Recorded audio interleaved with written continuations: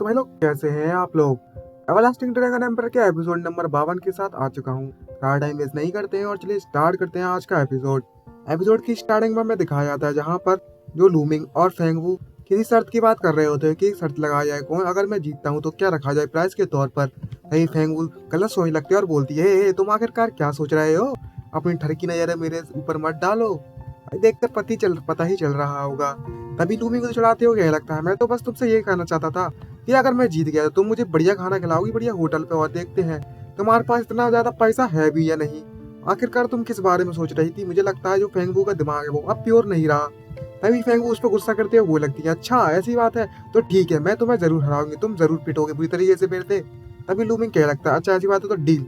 और फेंगबू वहां से गुस्सा होते चली जाती है और बोलने लगती है हे जरा अपनी वाइन पी लो, मैं जाती हूँ। तभी लूमिंग जैसे ही फेंगबू चली जाती है मन में सोचने लगता है और खुद से बोलने लगता है कि मुझे अगर ब्रॉन्ज लिस्ट में शामिल होना है तो मुझे सबसे पहले तो अपनी जो प्रोफाइल लेवल मार्शल स्किल है उसे मास्टर करना होगा। लेकिन मेरी जो बेसिक स्पेयर टेक्निक की कल्टीवेशन प्रोसेस है, आई मीन स्पीड है, वो बहुत ज्यादा स्लो है। अब मैं उसके लिए क्या करूँ, मुझे इसके लिए कोई रास्ता तो ढूंढना ही होगा ना, वरना ये सब ठीक नहीं चलेगा। मुझे जल्दी अगर पावरफुल बनना है तो कुछ ना कुछ तो करना ही पड़ेगा। तभी उसकी दिमाग की बत्ती जलती है कुछ पीने के बाद और बोलता है आ गया आइडिया, चलो चलते हैं। और तभी बोलता है चलो खैर वो सब छोड़ो, पहले इसको स्टार्ट करने से पहले, अपनी ट्रेनिंग स्टार्ट करने से पहले कुछ जाकर सामान खरीद लेता हूँ जो मेरे पास कंट्रीब्यूशन पॉइंट पड़े हुए थे, उसके लिए उसका यूज करके कुछ कल्टीवेशन आइटम खरीद लेता हूँ। तभी 3 दिन के बाद का सीन दिखाया जाता है जहाँ पर जो लूमिंग है अपने स्पेयर लेके एक वाटरफॉल पर चला जाता है और यहाँ पर आके बोलने लगता है ये बिल्कुल सही जगह है, मैं इस जगह पर रहकर अपनी स्पेयर टेक्निक को कल्टीवेट करने वाला हूँ। और तभी वो अपना स्पेयर पानी के झरने में पेल देता है, आई मीन घुसेड़ देता है।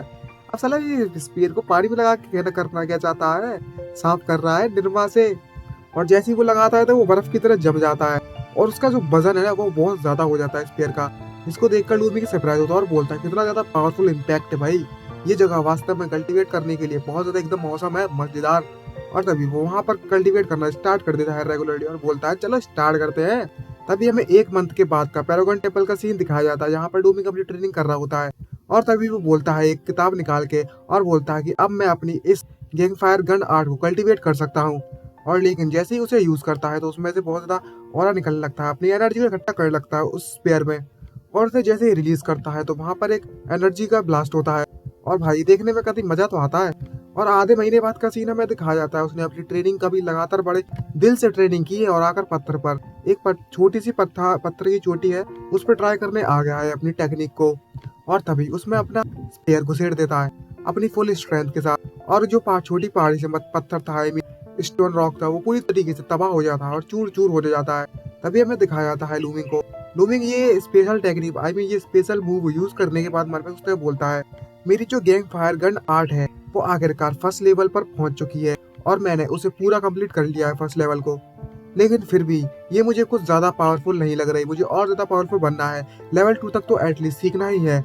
और बोलता है मुझे लगता है ये थोड़ा स्मूथ नहीं लग रही है ये टेक्निक, मुझे लगता है कि जो एनवायरमेंट है इसके कारण ये सब हो रहा है, क्योंकि जो गन गैंग फायर गन है वो फायर एट्रीब्यूट से बिलोंग करती है, तो मुझे किसी ऐसी जगह पर जाना होगा जहाँ पर फायर एट्रीब्यूट की कमी ना हो। तभी उसके दिमाग की बत्ती जलती है और सोचने लगता है आखिरकार मुझे फायर एट्रीब्यूट स्पिरिचुअल की ढूंढनी चाहिए और यहाँ पर सिर्फ एक ही जगह है, लिग्नान फायर रीजन। और तो वहाँ पर जो फ्लेम क्रिस्टल ग्रास है लिग्नान फायर रीजन में, वो जो मटेरियल है वो मेरे लिए बहुत ज्यादा इंपॉर्टेंट है, क्योंकि वो उस मटेरियल का इस्तेमाल मैं अपनी ड्रैगन टेक्निक के 3rd लेवल पर पहुंचने के लिए कर सकता हूँ। ये तो कागज मौके पर चौका हो गया, एक तीर से 2 शिकार करने का मौका मिल गया। तभी 5 दिन के बाद का सीन दिखाया जाता है जहाँ लूमिंग को दिखाया जाता है अपना स्पेयर लेकर आ गया एक जगह पर और भाई उसके जहाँ भी जगह पर वो आया होता है वो फायर एट्रीब्यूट से भरी हुई है, एक वोल्केनो टाइप की जगह है, नीचे लावा ही लावा बह रहा है, यहाँ पर कई लोग प्रैक्टिस कर रहे होते हैं। और तभी लूमिंग उनको देखकर कहता है मुझे लगता है यहाँ पर कई लोग आ चुके हैं स्टोन पिक करने के लिए, जो मटेरियल था वो जिसे वो चाहिए, और काफी लोग मुझसे पहले आ गए हैं। तभी कुछ देर के बाद सीन दिखाया जाता है यहाँ पर कैट टाइप का टाइगर होता है, वो लूमिंग से फाइट करने के लिए आ जाता है। और तभी वो टाइगर अपने मुंह से अपनी एनर्जी इकट्ठा करके लूमिंग पर छोड़ने के लिए रेडी होता है और भाई अपनी फुल फायर के साथ लूमिंग पर अटैक कर देता है।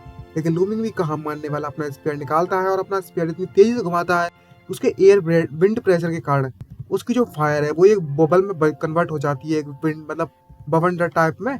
और लूमिंग बड़ी इजीली से उसको पार कर लेता है उस मुसीबत को और सीधे उस कैट पर झपट्टा मार देता है मारने के लिए उसे।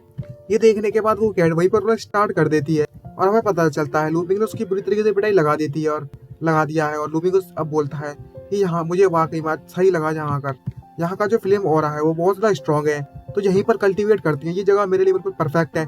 तभी हमें आधा महीने बाद का सीन दिखाया जाता है। यहाँ पर जो लूमिंग है वो मन में सोचते मुझे लगता है मैं पे ऑलरेडी मार्शल मास्टर लेवल के 8 पर पहुंच चुका हूँ।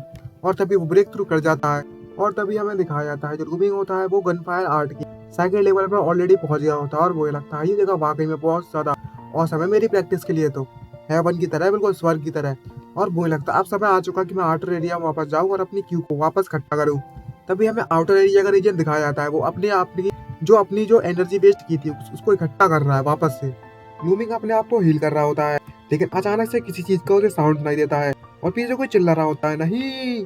तभी हमें पता चलता है कि बाहर जितने भी लोग खड़े होते हैं कोई आकर उनसे बोल रहा होता है अपना काम कराने के लिए। तभी जो बंदे होते हैं जहाँ पे प्रैक्टिस कर रहे होते हैं बोलते हैं हम इतने ज्यादा पावरफुल नहीं है तो हम अब तुम्हारा काम नहीं कर सकते। दूसरा ही बंदा ये कहता है मैं भी नहीं कर सकता, मुझे जाने दो। और लूमिंग उनकी बातें सुन रहा है। तभी हमें दिखाया जाता है कुछ लोगों को जो कि सीफेंग स्वॉर्ड सेक्ट से आए हुए हैं। वो बंदा उससे कहता है अपना मुंह बंद करो, यहाँ पर बकवास मत करो, जल्दी से हमारा कहना मान लो, ये तुम्हारे लिए किस्मत की बात है कि तुम्हें सीफेंग स्वॉर्ड सेट के लोग यहाँ डिसिबल स्टूडेंट तुम्हें ऑर्डर दे रहे हैं और तुम्हें उनका काम करने का मौका मिल रहा है। तभी एक बंदा उससे कहने लगता है कि सीफेंग स्वॉर्ड सेट के यंग हीरोज अगर हम अब इतने ज्यादा पावरफुल होते तो हम तुम्हारा काम जरूर कर देते, लेकिन हमारी जो स्ट्रेंथ है वो इतनी ज्यादा नहीं है। अगर हम वहाँ पर गए इंटरनल सेंट्रल एरिया में, अब अंदर गए सेंट्रल एरिया में तो हम पक्का मारे जाएंगे।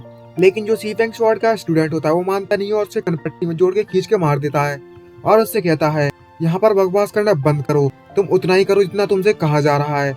और तभी लूमिंग उनकी बातें सुन रहा होता है और बोलता है ये कमीने, अच्छा तो ये क्या सच में सीफेंग स्वॉर्ड सेट के लोग हैं, इनको तो मैं देख लूंगा। इसी के साथ हमारा ये एपिसोड खत्म होता है।